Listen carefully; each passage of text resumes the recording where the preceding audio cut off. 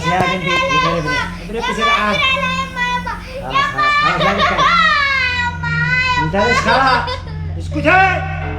هتتزوج مثلها مثل كل البنات. من اي حين البنت راي خلاص انا قديت كلمة للرجال ما في شيء يرجع. ما علينا من كلام الناس يا رجال، صلي على النبي، عاد البنت صغيرة. وانت يا صفاء حالة ولادة طارئة، تعالي تسأل.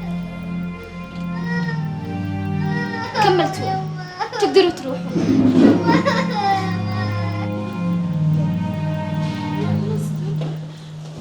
تبي يا دكتورة هذه أول مرة في المستشفى. كيف ألاقي شجاعة تكفيني أتعامل مع مواقف كهذه؟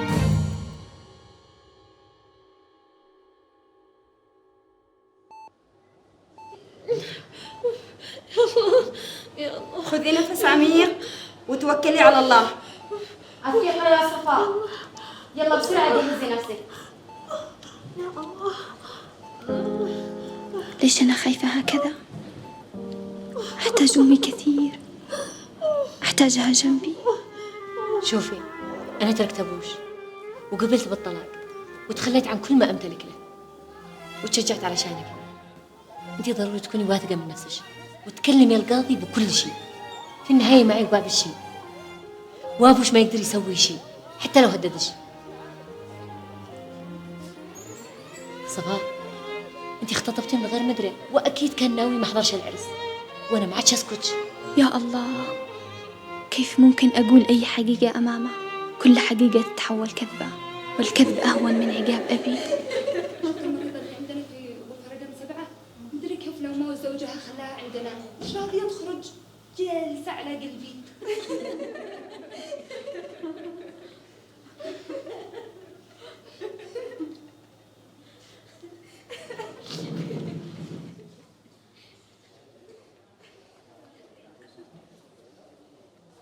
بيسلموا الرواتب يا صفاء، سيري استلمي راتبك. إيش يعرفوا عني؟ ولا حاجة. هل عاشوا حياتي وظروفي؟ أحيانا أحس إني أفضل أصيح. صفاء، في مشروع اسمه برنامج الأسرة السعيدة اختيار، معظم صحباتي سجلين فيه بيستفيدوا. في معاهم دحين دورة اسمها الاتصال والتواصل الفعال.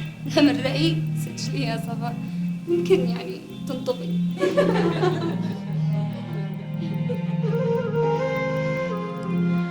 ومن قلش إني ما أعرفش أنطق. تعودت مش بسيرتها للمحكمة.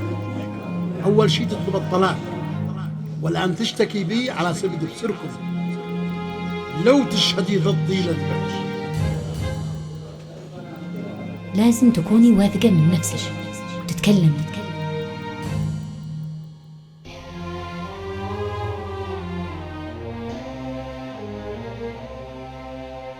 ما صدقت إني نطقت بالحق. ما قد عرفت نفسي للحظة. أعرف بس إني محتاجة حياة ثانية، مش البنت المحبوسة في بيت أبوها ولا المغصوبة على خطيب ما تشتيه. أنا مش ملك أحد يطرحوني في قفص صغير.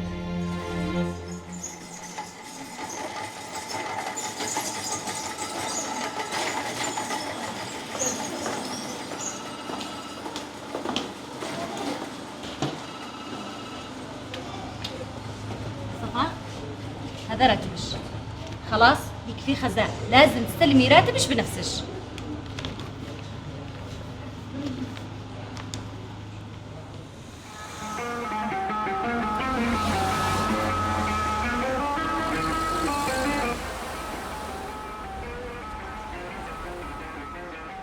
إيش يفيد التفكير بالماضي؟ لازم أتخلص من مخاوفي وأصنع شيء يأخذني للأمام.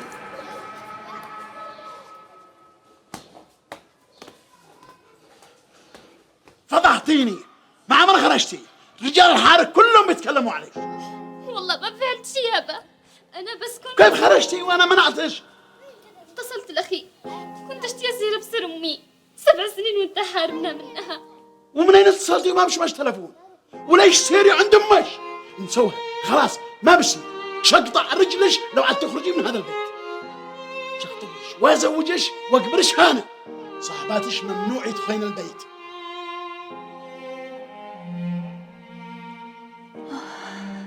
لو أبي يعرف بأن خروجي هو حرية، الكل يملكها إلا أنا.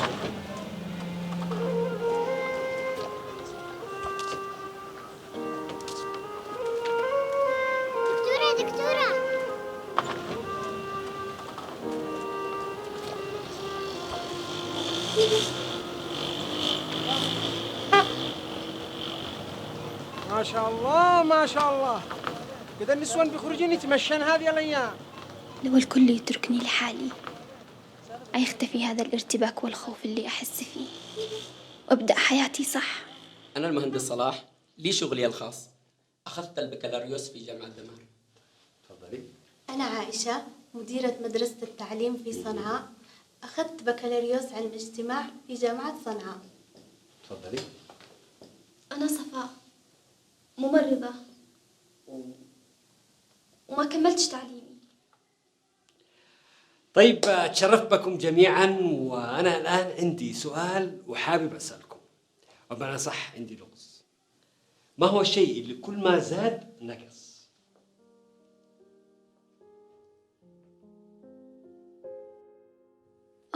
بس لو افتح الباب واخرج هربة، بشتيش أكون هانا وأنا أقل منه. أحس إني ولا شيء. صفاء، تقدري تجاوبي؟ الشيء اللي كل ما زاد نقص؟ أيوة. العمر.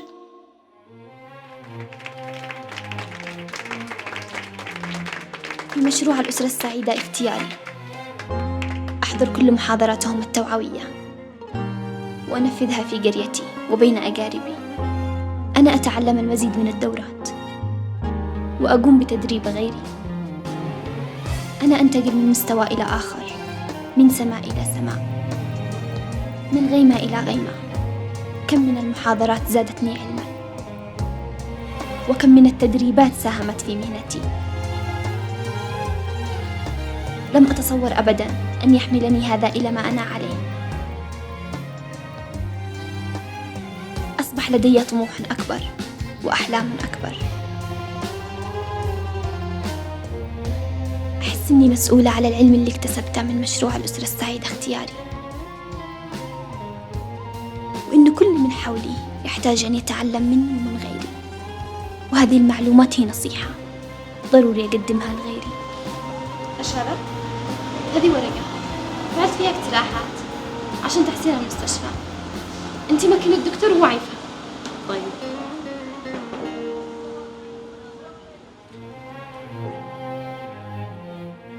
يا خواتي، تربيتنا لجهالنا مش هكذا.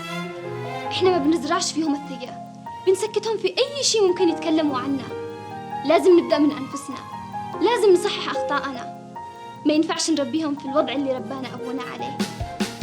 يمكن أول كلمة أقولها لعائلتي بتجر بعدها كلمات أكثر للناس من حولي.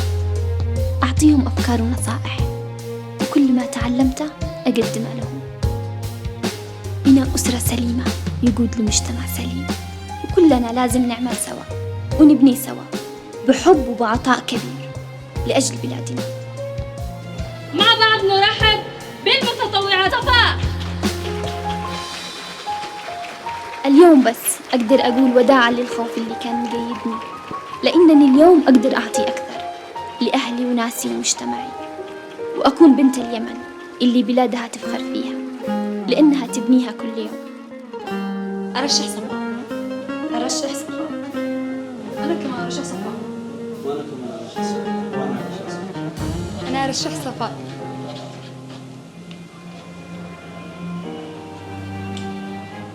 أنا بعد ما شفت مقترحاتك الرائعة لتطوير المستشفى تأكدت وأيقنت إنك بتكوني رئيسة الممرضات.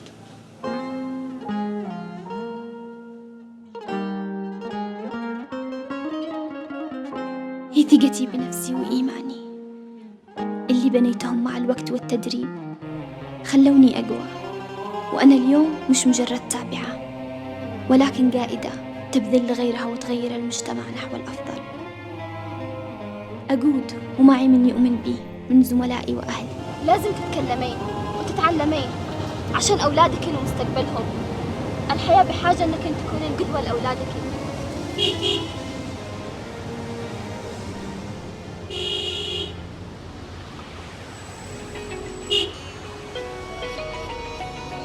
ما زال خوف واحد بداخلي من أبي يلاحقني أينما أسير.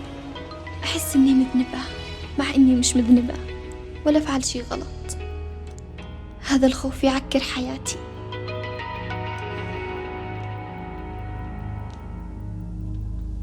يما بس ارتبي فوق السيارة وكأنه قلق، كأنه بها مصيبة، ما دريت كيف أخبي نفسي. انتبهي تخليه يشوفش.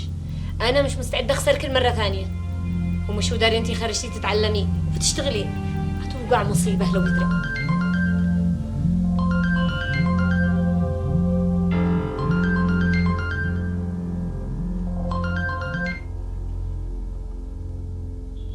ألو؟ انقذيني يا محمد، مرتي بتولد وقطعة تموت، ما نش داري كيف أسوي، وماش أقدر أشيلها للمستشفى.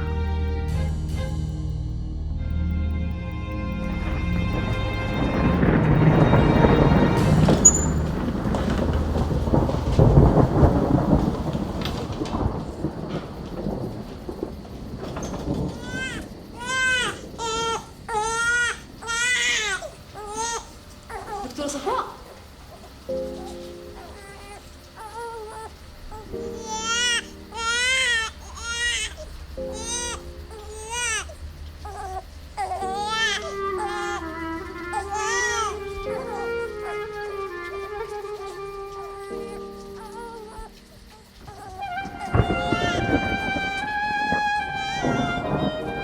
نعم، الآن تحررت من قيودي الكبيرة وحسيت إني شاطير إلى طموحاتي وأحلامي.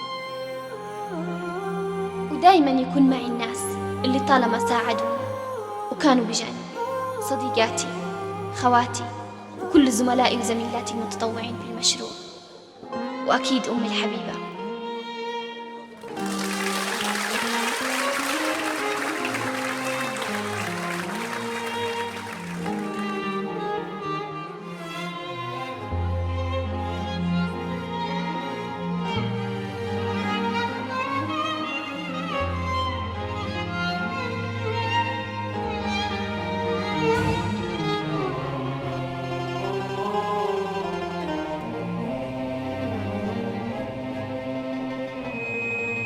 والدتي ملهمتي، لا أستطيع مجازاتها. هي من سعى لأجلي، من ألهمتني لأصبح ما أنا عليه، شجعتني بالعمل والعطاء، وقفت معي هي وفريق المشروع، وأعطوني الحرية لإسعاد الآخرين. صفاء، أنا خايفة من رجال أهل القرية، خايفة يعملوا لنا حاجة. أنت عارفة إن نسوانهم ما يخرجنش.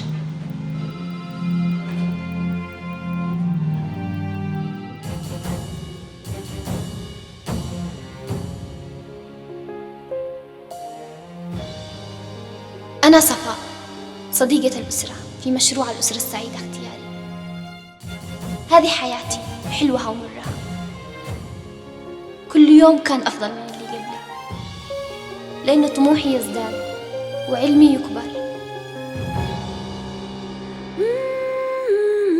إيماني خلى الكثير يوقفوا بجانبي، من أمي إلى زملائي في التدريب، إلى أبناء وطني الذين تجمعوا اليوم وينظروا لي بنظرة تشجيع وفخر. سيستمر عملي ويستمر طموحي، ويوما ما بستحق لقب الدكتورة صفاء.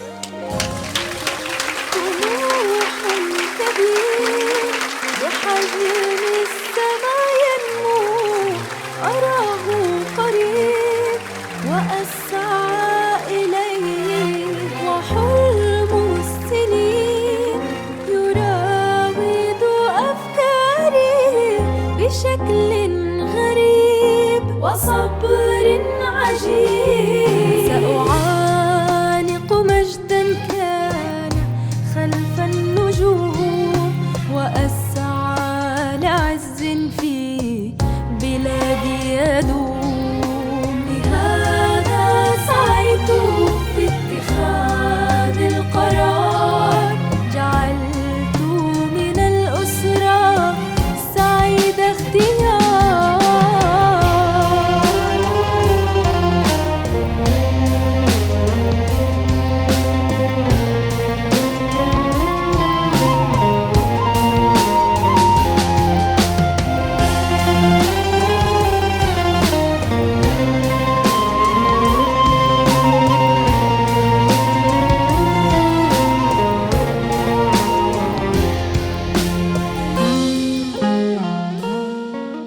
صباح